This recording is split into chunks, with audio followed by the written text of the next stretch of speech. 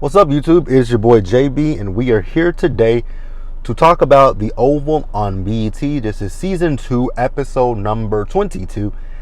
And before we get into the review, you guys, do me a favor, hit that subscribe button, hit the like button, hit the notification bell button, light all the buttons up on the channel.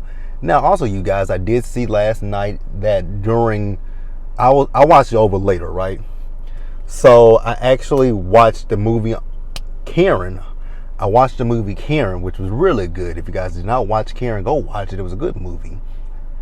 So BT is bringing back Games People Play for season 2. That'll be back on October 12th. So we will have Games People Play as well as The Oval on October the 12th. I'm going to create a playlist. So if you guys want to go back and catch up on my season 1 reviews, you guys can do that. Now, with that out the way, like I said, like the video, leave your comments, subscribe, share, do all of that. Now, with that out the way, you guys, let's go ahead and talk about the season finale of The Oval. All right, you guys, so the episode picks up where the last one left off. You guys remember in the last episode that Priscilla was in the kitchen. She was talking to Richard. She was talking about how big of a bitch Victoria is. So Victoria came in there and she was like, you know, what was said, like, run that shit back to me. So Priscilla says to Victoria, you know, basically, me and Richard, we were having an A and B conversation. So basically what you need to do is you need to see your way out of this conversation. Well, Victoria says, well, seeing as though you're having a conversation in the White House and this is my house, guess what? C is involved in this equation as well, right? So Richard tells Victoria that he feels that Priscilla just needs to take the data herself, right? And Victoria's like, you know what? I agree with you, Richard. Maybe she should take today to herself, tomorrow to herself, and the rest of the, you know, let's make it an indefinite day to herself. Now, when she said that, Priscilla went on to say, well, you know what? She says, fuck that. And she says, you know, Sam told me that you came onto him. And Victoria's like, oh, he did now, did he? Did he tell you that he was, you know, how willing he was because you weren't giving him what he wants? And Priscilla says, bitch, I'm not the one that you want to fuck with at this point. I'm like, I don't think I will concur with that. I don't think that Victoria is big and bad and whatnot when it comes to the likes of, you know, Denise and with Ellie. But I don't think Victoria is ready for Priscilla. I think Priscilla is like really hood and really about that life and will beat the fuck out of Victoria. So yeah, Victoria, I wouldn't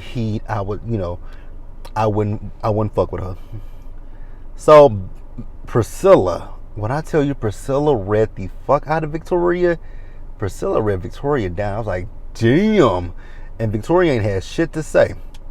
So then Victoria goes back to Lily, and Lily asks her, is everything okay? She says, what do you mean? She says, I was just wondering. And Victoria says, what did you hear? And Lily says, I didn't hear anything. So then Victoria does pick out a dress, and, you know, Lily's like, okay, I'll have a courier bring it over. So then, you know, Victoria says, I admire you, Lily. She says, huh? She's like, don't make me repeat that shit again. So she says that she admires how strong Lily is. She says, kind of like me, right? But she says, you show too much vulnerability. And Lily's like, well, basically, there's nothing wrong with showing vulnerability. And you could learn from that, right? You could show a little bit of vulnerability to your damn self. And she tells her basically that she has masculine energy in the way that she walks, which, you know, y'all know Karen follows me on Instagram, right? And I know this is a character, but the way that she does, I mean, the way that Victoria walks, actually, Victoria walks like she got a stick up her ass. That's how Victoria walks to me. And she says the way that she walks, the way she stands, and your makeup, girl, your makeup could be a little bit softer. And I will say that one thing I do agree, I agree with Lily, right? And it's not even her makeup, it's her lip. The lip is very, very dark. And I maybe give her a lighter color, I would say. But I actually agree with Lily. But let's move on, you guys. All right, you guys, next up, let's move over to Alan. So Alan goes into Donald's office, and Donald tells him that Kyle's on the line, right? So at this point, Kyle has found Max's son, who's with his mother, or with his the son is with his grandmother. So at this point, Kyle, you can see that Kyle is a little apprehensive about doing this. And Donald says to him, like, wait a minute, I know you're not having second thoughts, are you? And Because Kyle said it's a kid, and like Donald said, well, it's national security. So before Kyle gets out the car, he takes a little hit of, I don't know if that was cocaine or what, but he took a hit of something, right? So then let's move over to Jason. Jason took his ass to Alan's office, right? He says, I tried to hurt her for you. I'm like, no, you tried to hurt Ellie for yourself because you're an evil, despicable human being.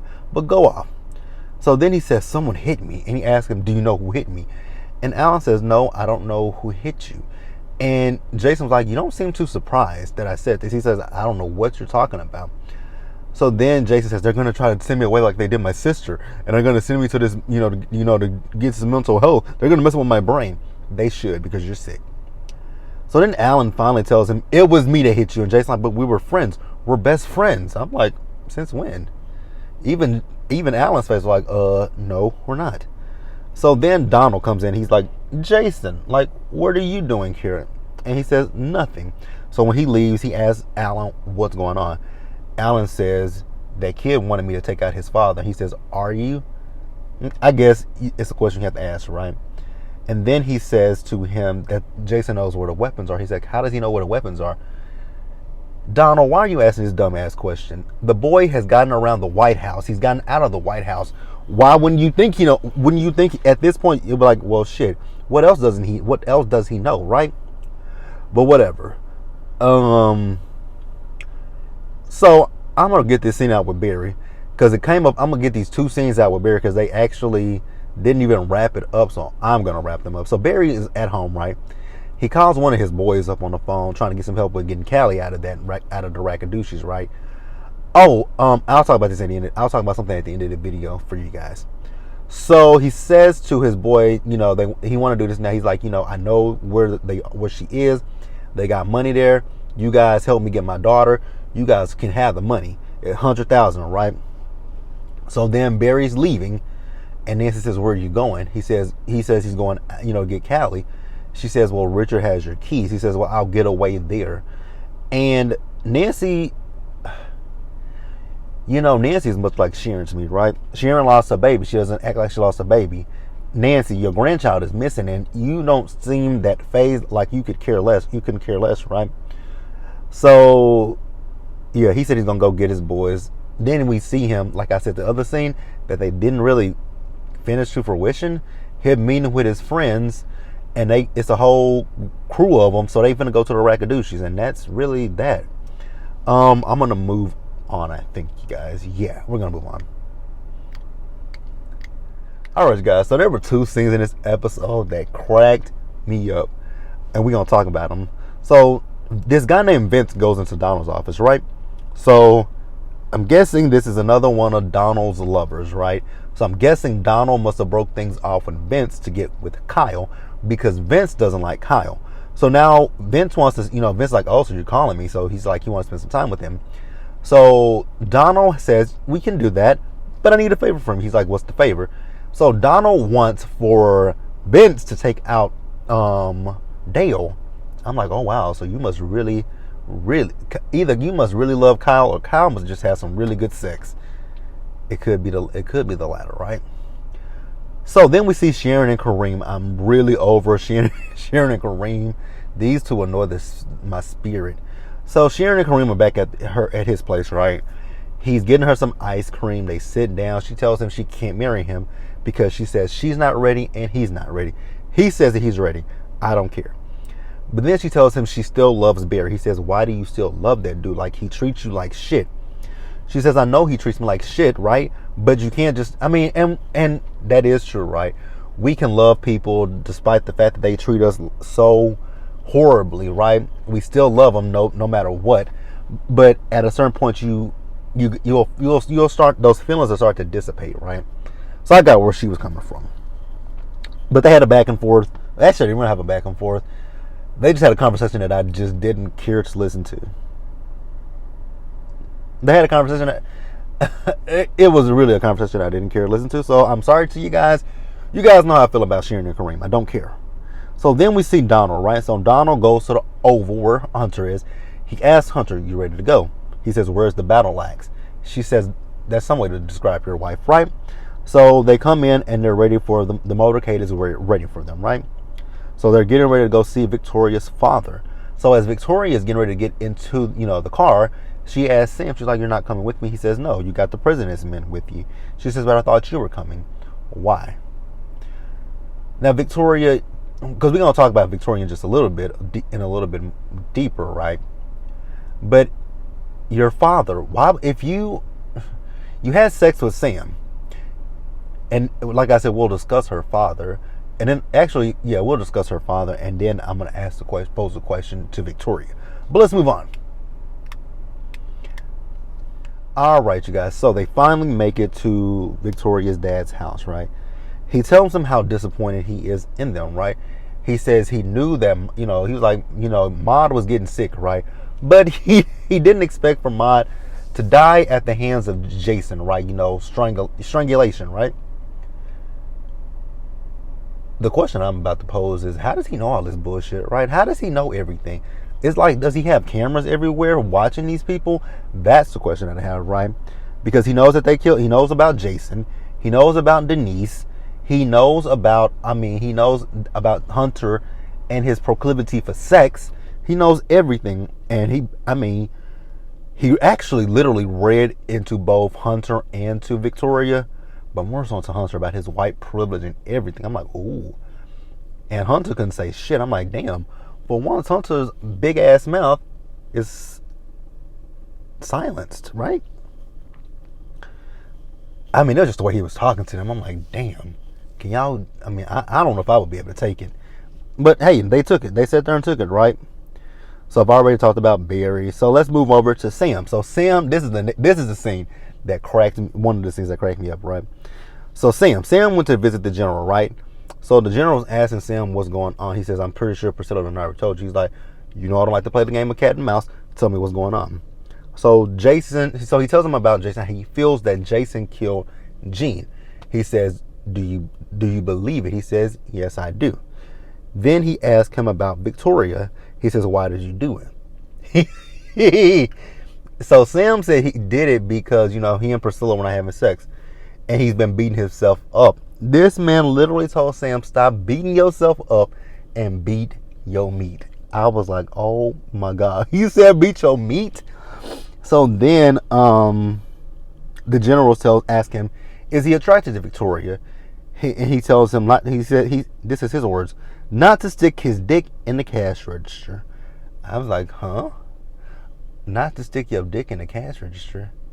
I've never heard that one before. I've heard people say don't shit where you eat, right? Don't shit where you eat. But I've never heard don't stick your dick in a cash register. But I know I guess I get what he's saying, right? Don't you work with this person. Don't mix work and business. Don't mix work and pleasure, right? I got what he was saying. So then the general tells Sam that he wants some evidence, and he wants, on them, and he wants him to bring it back to him, because he tells him, like, the president is in on this, the first lady, the chief of staff, Kyle, and Victoria's parents. So he brings in Max, he brings in Bobby, and he brings in Blakely, right? He gives them all a phone. They'll all communicate with one another on that phone. It's a secure line. And then he tells them about Diane, right? They say that Diane died of a heroin overdose. I'm like, a heroin overdose? How in the hell did she die of a heroin overdose? Wouldn't y'all do a drug test? Okay. This is what upsets me, right, with these deaths on this show. Like, none of the deaths make it, like what the media is saying, not one of these deaths make any lick of sense. She died of a heroin overdose, but she's missing limbs. Because I'm pretty positive, because we saw Kyle when he was torturing her, he was messing with her toes. So I'm a die of a heroin overdose, but I'm missing my baby toe. Okay, I guess, right? Whatever. Let's move on. All right, you guys, let's move on. So Victoria and Hunter, they're heading back to the White House, right? So Hunter is unscathed, unfazed, right? So Victoria said, "You're not scared?" He says, "No, I don't care." She says, "Well, I'm scared." So then they start fighting in the back of that limo. And it reminds me of that scene from What's Love Got to Do with It, when Ike and Tina was in the backseat of that limo, and they were in. I think they were in Dallas, right? They were in Dallas, because my mom told me she heard some rumblings about that back in the day, because she lived in Dallas at that time when they were up there in Dallas. And I think if I'm not mistaken, I believe she said one of her friends worked at the hotel that she went. I think she said one of her friends worked at that hotel the other hotel that she went to. But she knew about, people had, been had speculated about that, right, back in the day. But yeah, it reminded me of that scene. So they pull the limo over, and Donald hops in the car. She tells Victoria to sit by him. She sits by him, right? So then, what happened after that? Hunter's phone rings. It's her father. He says, "You just don't learn." He says, "In the middle of DC." So I'm like, how in the fuck did he see that? That man got cameras everywhere, and that's kind of creepy, right? Oh my God, this next. So, you guys, we're going to wrap up the episode. We are about to wrap the episode up. I didn't realize that we were there that fast. So, Frida. I don't know what Frida was going off on Dale about at the pharmacy, but she was upset about something. So she's like, you're here, you're new here, we work here, right? I don't know what she was going off about. I really don't know what she was going off about, right? But she was going off about something. She's asking him, he said he's new there. And she's like, "You're new here and Kareem has you working by yourself?" She's like, "He's trying to get you killed." So she left, right? And then Vince comes in. Vince wants some condoms and some lube. So he's like, "I need the extra large, right? I need the large ones." So he was like, "Damn." And then he started flirting with him, talking about, "You're cute, right?" So then he says, "This would have been fun if you lived." He was like, "Huh?" He's like, "I can see why he's jealous of you."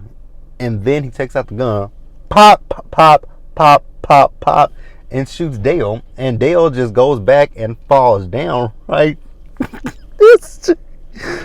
Oh my God. I don't know how Tyler Perry wrote this. This is the dumbest shit.